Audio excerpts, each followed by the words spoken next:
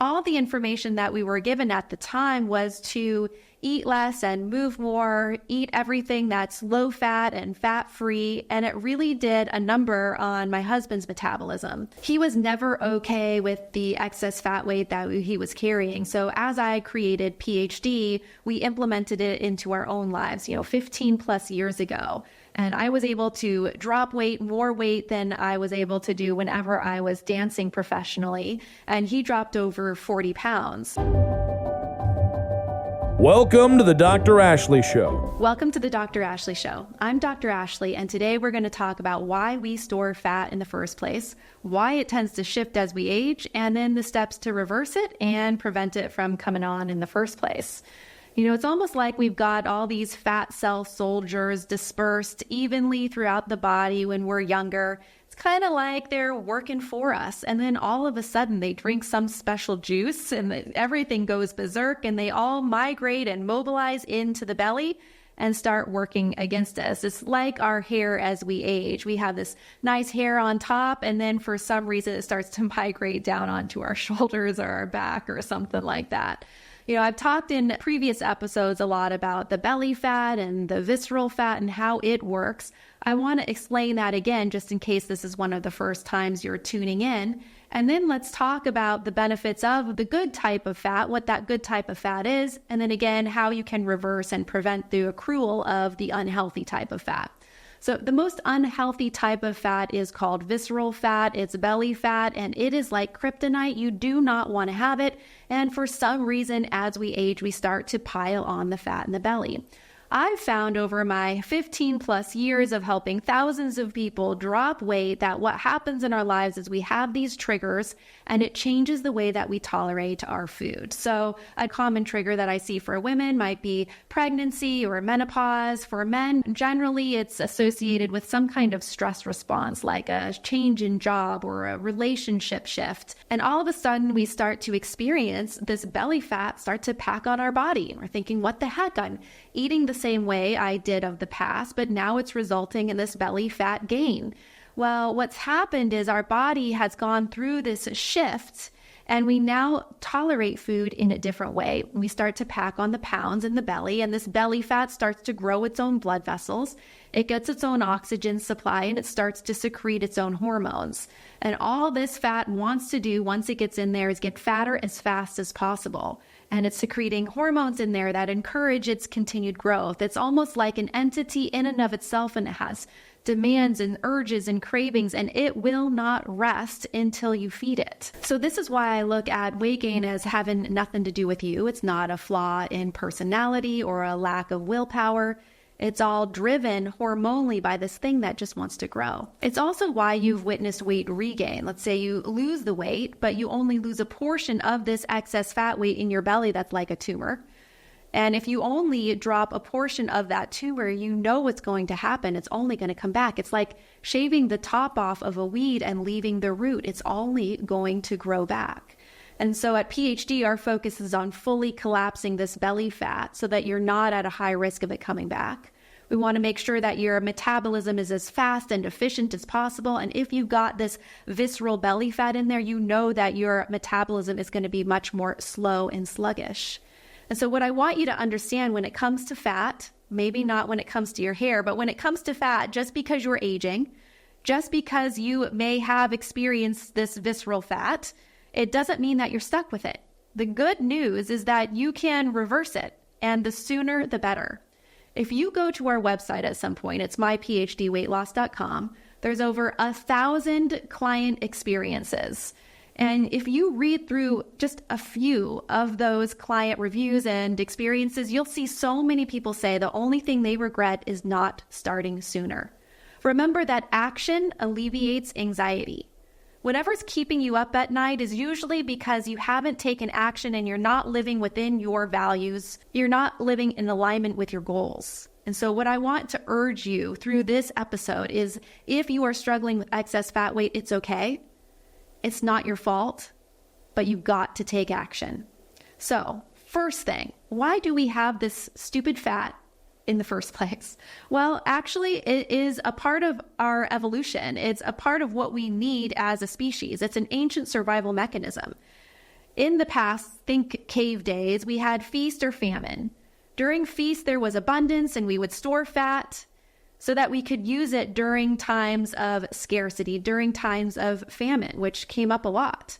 So storing fat is really crucial for our survival as a species. The purpose is for it to act as an energy reserve. So in simple terms, we would eat more than we need. We've now got this surplus, which we would convert to fat, and it would act as an energy reservoir. Now, it's a bit more complicated than that. And you understand now, once we've got this fat mass going, we develop a dysfunctional metabolism, and we really don't need to eat that much to experience continued weight gain. It's a little bit more tricky than simple calories in and calories out, but you get the gist of why we have the ability to store this fat as a species. It's also an insulator. It keeps us warm. And oftentimes I'll hear from our clients at PhD, they're like, oh my gosh, I never needed to own a jacket before, and now I'm cold all the time. And I apologize, but I'm actually happy for them that they need to go and get a jacket and wear a sweater. Number 3 is it cushions and protects our organs. It acts as a shock absorber. We need to have healthy fat to reproduce successfully. And then our cell membranes are actually composed of a lot of fat. It's important for cellular function. Our brains have a lot of fat in there. There's actually a lot of research to show if we have significantly low cholesterol, then we're at increased risk of developing cancer, increased risk of developing Parkinson's. So we actually do need healthy fat on the body. So then, if some of the fat is healthy, how does the body determine where and when to store the fat as we age? Well, number 1 is hormones, and I've talked a lot about hormones in previous episodes. But one specific hormone that dictates fat storage is called insulin. Your pancreas is what releases insulin, and it has a central role in regulating blood sugar. So insulin influences fat storage. So let's say you consume some carbohydrates, some sugars. I'll always use the word carbs and sugar synonymously because in the body, they're metabolized similarly. So you eat this carbohydrate, let's say it's a bowl of oatmeal and vanilla yogurt and organic blueberries. I use that as an example often. Or let's say you eat a peanut butter and jelly sandwich with an apple and a bag of chips. Both of those meals are primarily carbohydrates. What that does is it's metabolized into your bloodstream as sugar. The body can only tolerate 1 to 2 teaspoons of sugar at any given time before it's a little bit toxic and the body has to mount a response. The body mounts a response and tells the pancreas to release insulin. Now, in a lot of comments when I talk about this cascade of events, people will say, stop fear-mongering, stop spreading fear. Eating carbohydrates and having the pancreas secrete insulin is a normal, healthy response, and that is so true. In a healthy weight individual, when they consume one of these meals, the blood sugar will go up and insulin will go up as well, and the insulin opens up the cells in the muscles to allow that sugar to flow in, and that person uses it for energy. That is totally normal. But the issue that happens is when we have a dysfunctional response. When we have chronically elevated levels of blood sugar, we therefore have chronically elevated levels of insulin, and this is when things get out of whack. This is when we start to store excess fat weight, specifically in the belly.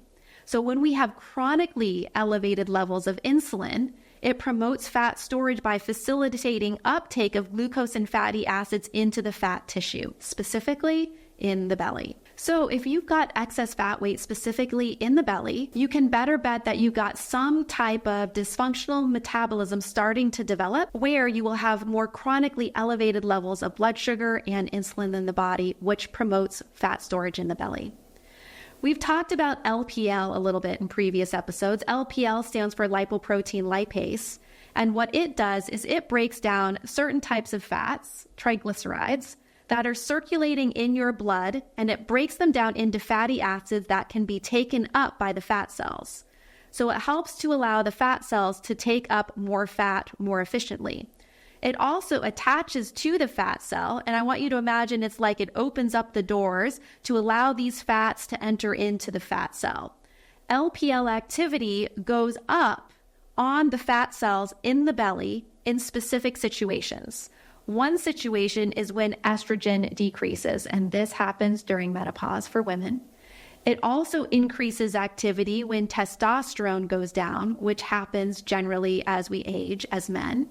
And then LPL activity also increases when insulin levels go up in the previous scenario that I explained. So when you go through menopause, estrogen decreases. Like I mentioned just before, estrogen protects against this belly fat.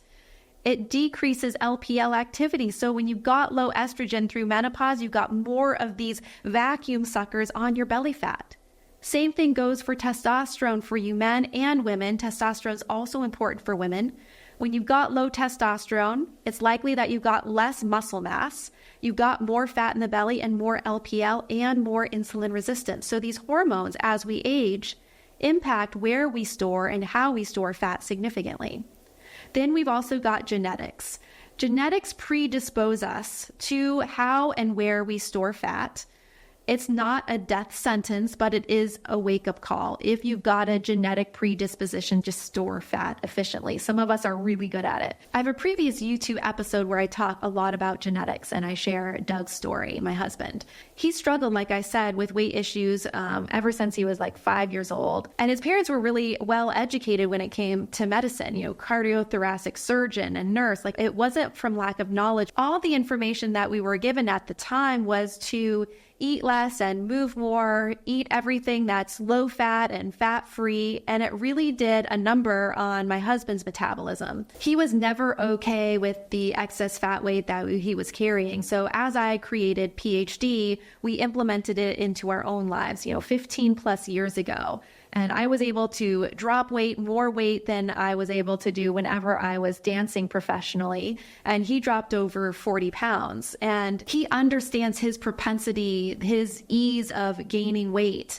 And so every day he is dedicated to keeping his body in a healthy place, and he has to put a lot of attention on it. So I'm not saying that it is easy if you have a genetic predisposition to store fat, but I am saying that you don't have to have that story, and you can create the body and the health that you want, no matter what is happening in your family or your genetic line or what has happened in the past. So with Doug, he has to really focus on what he eats every day. He plans what he's going to eat. He works out every day and makes that a priority. He lifts weights, he gets on the bike, he's moving every day, and then he does his best to focus on sleep despite having 3 kids and us both owning a business. It is a lot, but he understands that managing his stress and sleep is key to allowing him to have the health that he wants. It's always interesting to see how bodies respond to different scenarios in different ways. If I get stressed out, I have a tendency that I just don't want to eat and I drop weight.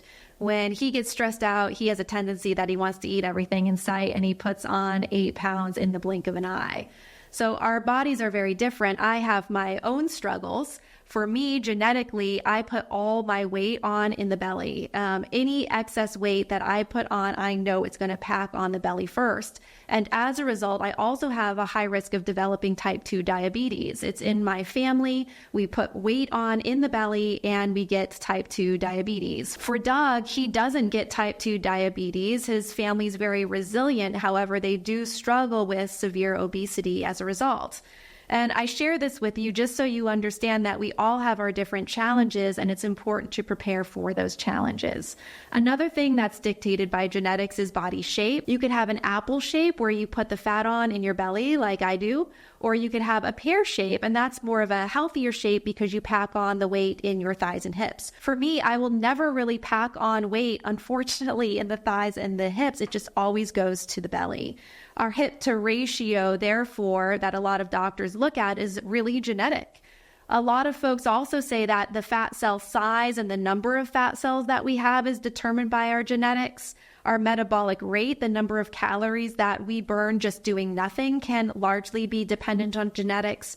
Hormone sensitivity as well. So for example, leptin is one of our full hormones. When we secrete leptin, our body tells us that we're full. And some people have a high sensitivity to leptin. So just a little bit needs to be secreted and it tells the body, hey, you're full, stop eating. And for some people, they don't get those full signals and it tells the body, keep eating. So I can see this with Doug. He probably doesn't have a great sensitivity to leptin. He's going to be so happy that I'm sharing you guys all of his insight side stories. But I can also see that with one of my sons. He even told me a few weeks ago, Mom, I never ever get full. And I'm like, oh gosh, we'll be able to help you here. And then with my other son, he can tell when he's about 80% full and he stops eating because he knows he's going to get uncomfortable and he doesn't like that feeling. So we are all so different. What I want you to understand is that your lifestyle choices modulate the effects of genetics. So just use it as a motivator to take action sooner than later. Hey, really quickly, if you feel you need additional support for your metabolism and blood sugar levels while dropping weight or maintaining your weight loss, I created a capsule just for that. It's called GLUCOCUT+ and contains industry-leading ingredients to help burn fat, support your thyroid, and maintain lean muscle mass. Visit dr.ashleywellness.com or click the link in the description if watching this on YouTube, and use code ASHLEY10 for 10% off your first purchase or 20% off your first subscription order plus free shipping. And enjoy a 30-day money-back guarantee. Back to the show. And then number 3 is general aging. We all know this. This impacts how and where we store fat. So let's talk about how this does and the things that you can avoid or focus on to overcome the challenges. So the first thing that happens is our metabolic rate. Again, the number of calories we burn doing nothing decreases, as does our muscle mass. And usually our metabolic rate decreases because muscle mass decreases as a result of us changing activity. As we get older, we just generally don't move quite as much and we don't eat the same amount of protein. As we age, our protein needs continue to increase. So if you are older, 60s, 70s, climbing up into that age range, you actually need more protein than you did when you were 20, which is really interesting. And usually we do the opposite. As we continue to age, we need to continue to focus on building muscle mass, and you do that through overloading the muscles like strength training. And this doesn't have to be anything overwhelming. This doesn't have to be anything daunting. I don't mean that you have to go to the gym and lift heavy weights, but you do need to do something to overload the muscles. This can be through bands. It can be through yoga or Pilates. It can be through body work, or it could be going and doing CrossFit. Whatever that is for you, you do need to overload the muscles to keep the muscle mass up.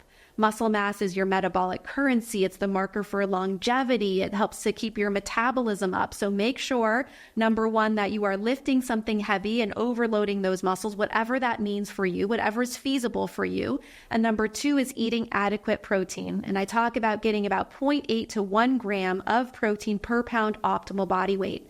So if, for example, right now you weigh 250 pounds, but your optimal weight is 180 pounds, then you might be eating around 165 to 180 grams of protein per day, and making sure that you're getting those in your 3 meals throughout the day, and maybe an afternoon snack or so would be good meal timing to support that.